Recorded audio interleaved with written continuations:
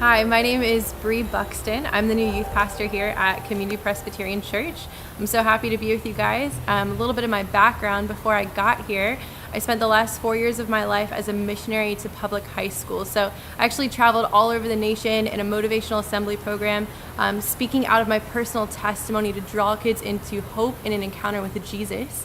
On the back end of that, I also worked with students on their local high school campuses to launch evangelistic Bible clubs that met in the middle of public school days, supported by local churches, where the gospel could really go forth in the middle of the day, in a place that's really been locked down to a move of God in past years. So we've taken prayer out of schools, we've taken Bible out of schools, and we really found that it's the students who are going to create a doorway and an avenue for the gospel to be preached in public high schools. Generation Z is everyone born between the years of 2000 to 2018.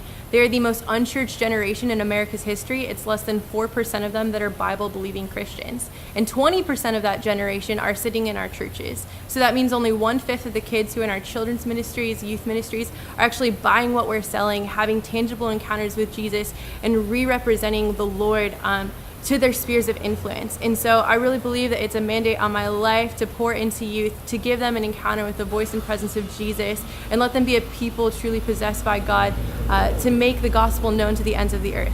So here for youth group, what I find myself praying into often and asking the Lord to do is that in 1 Peter 2:9, Peter is making this declaration over a group of people, and he says, "You are a chosen people, a royal priesthood, a holy nation, a people of his own possession, that you may proclaim the excellencies of him who's called you out of darkness into his marvelous light." And if there's one thing I want our youth group to be marked with, I want them to be a people who are possessed by God. I want them to be a people of his own possession, who know his voice, who know his presence, whose hearts are filled with the very love of Jesus, so much so that they can't help but pour him out wherever they go. And so I believe that if we steward that really well, if we pray for our youth, if we give them an encounter with the Lord, not only will he transform their lives, but it will wreck our local high schools, our city, our state, and the nation.